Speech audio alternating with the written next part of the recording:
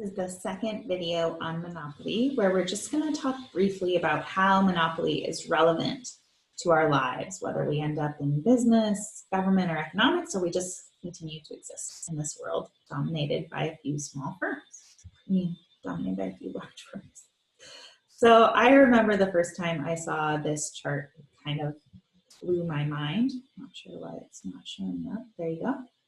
So how many of the brands that I knew and loved were in reality all owned by the same small company? There's some sort of lag in my internet right now. So if you buy cereal, for example, General Mills owns all of these different brands. Kellogg's owns all of these different brands. Mostly by Kashi's cereal, and I'm pretty sure at this point they're owned by either, I don't see them on here. I forget who owns them now. But I remember I did a summer-long trip around Europe, visiting different companies and governments, and we went to Nestle, and they were showing us just like the sheer abundance of brands they own and talking about how they weigh the trade-off between allowing the companies they buy to keep their own branding and marketing versus putting the Nestle stamp on them, because they don't necessarily want customers to be aware of exactly how many products on the shelves are all owned by Nestle. Like Ralph Lauren, Yves Saint Laurent, they're all owned by Nestle. So the reason why this is relevant is because we live in a world and exist in a market that is dominated by a lot of very large firms.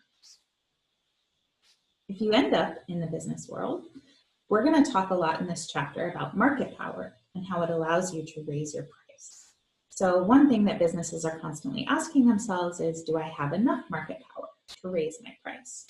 And also, what's the cheapest way to erect barriers to entry? So remember, there were 4 ways: controlling scarce resources, having economies of scale, becoming a network good, or lobbying the government, maybe applying for a patent, or aggressive business tactics. So businesses are constantly going to be weighing those as ways to get market power to raise their prices.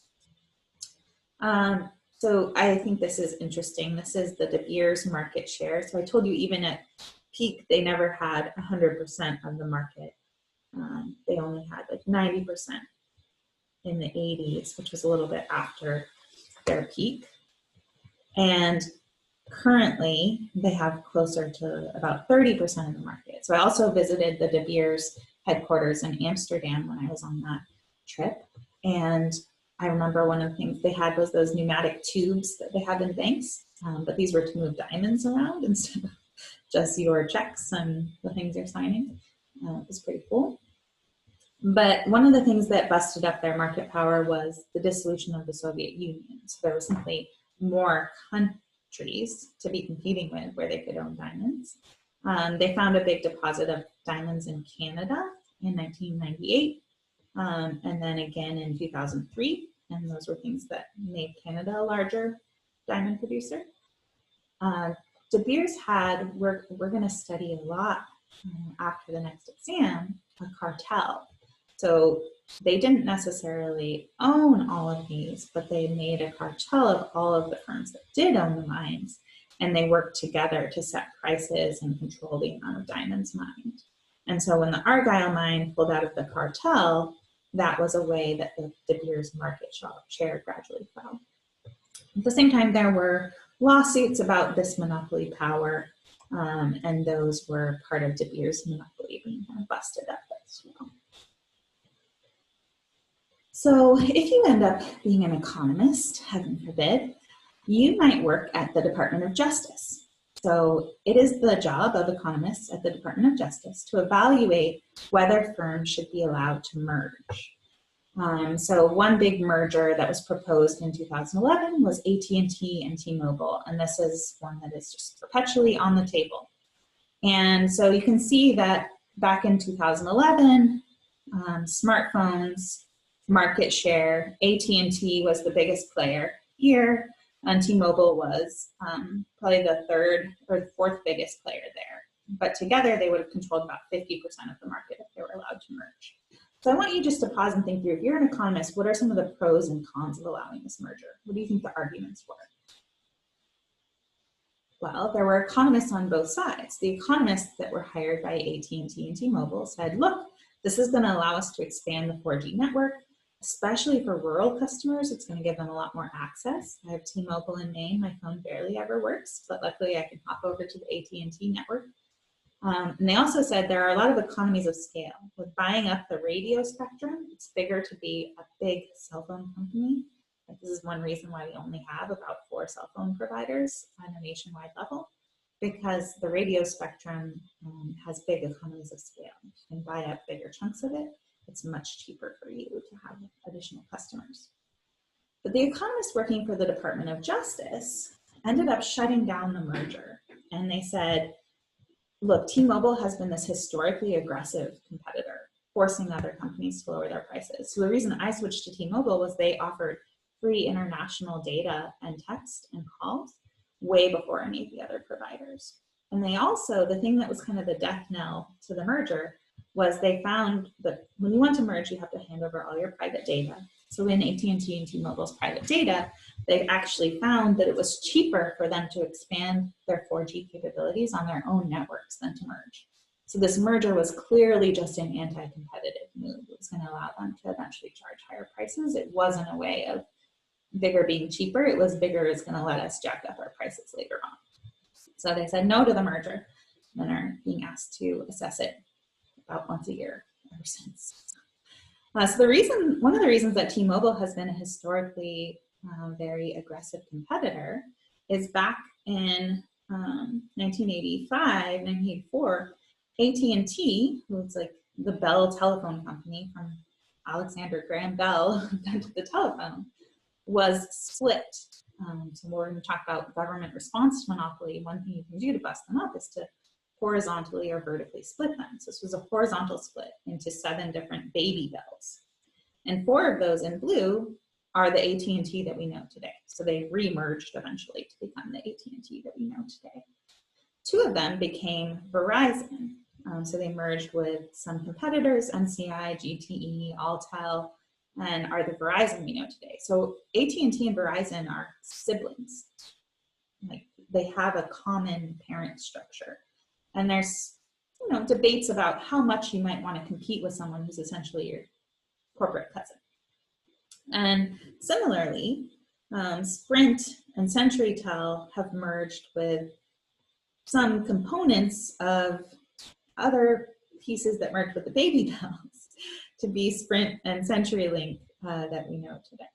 So they're not siblings, but cousins. But T-Mobile is one of the only ones that kind of had independent roots, relatively independent roots, and has historically been a really aggressive competitor in the space.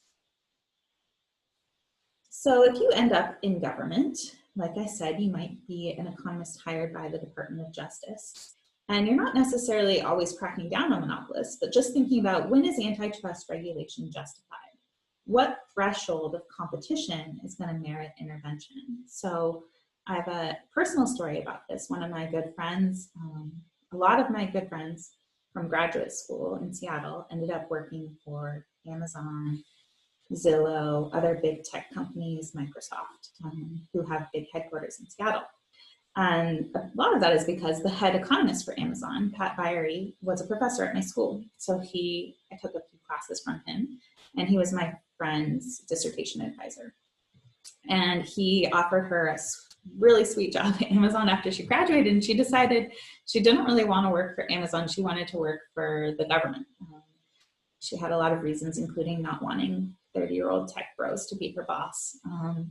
And she ended up going to the Department of Justice. And her advisor wasn't upset, but he was giving her a little bit of a hard time. And he just said, see you in court.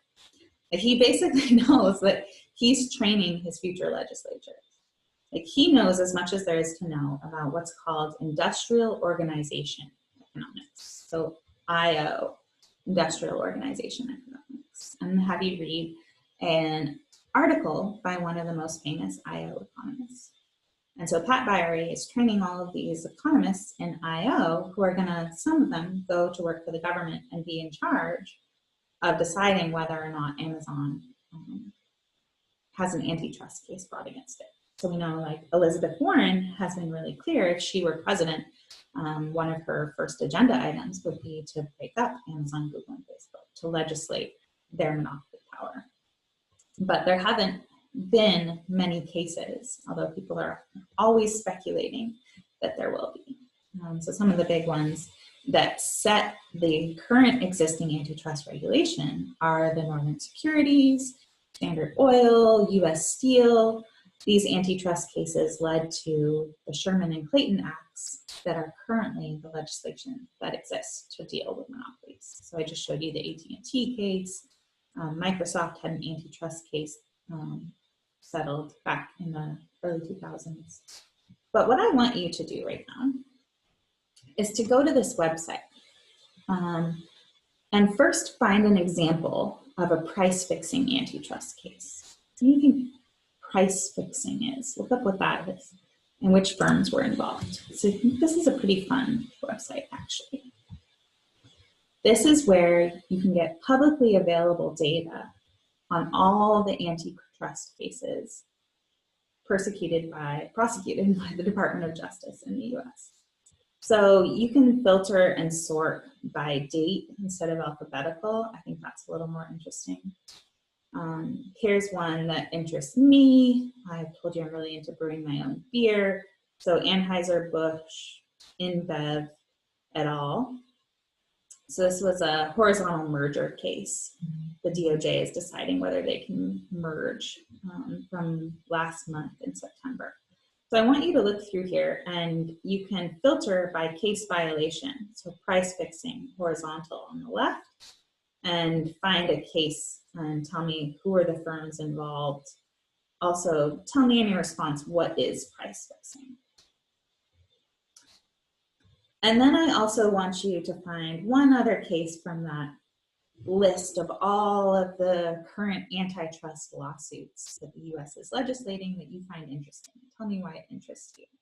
So you can either look for a specific firm. One of the interesting things about these antitrust cases is, remember how I showed you that a lot of these firms, a lot of the brand names we know are owned at a higher level by much larger parent companies. So you might not even recognize very many of the names in here, simply because a lot of parent companies are not necessarily ones that individuals would be familiar with.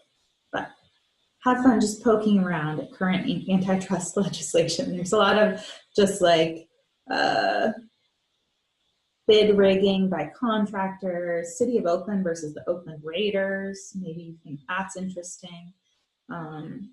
This was the antitrust division deciding this. And then all of the documents are right there where you can read all of the court documents, super scintillating legal jargon. But I think this stuff is actually really interesting and very relevant. So that's your assignment for this video. Just poke around a little bit at what's currently happening in antitrust.